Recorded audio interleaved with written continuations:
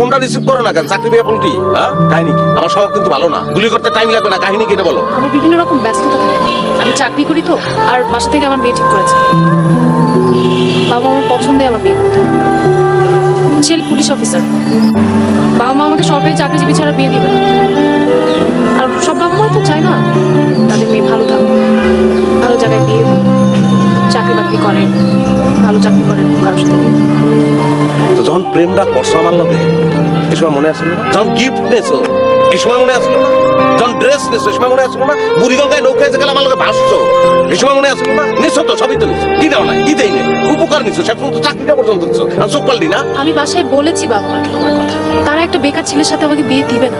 সব বাবা মাই ওইটাই করবে। সব বাবা মা চাইলে চান্দে থেকে ছিল না নীল আর্মস্ট্রং, এরে যেটা করে আল্লাহকে পারলে মাইয়া দিয়ে দেয়। আমার কথা বলো নাই যে আমি একটা পলিটিক্যাল লিডার, পরিচ্ছন্ন মেয়ে, দাবি তুই সাধারণ নেতা, তা আমার তো ভবিষ্যৎ ভালো কার। আর তোমার বাবা এত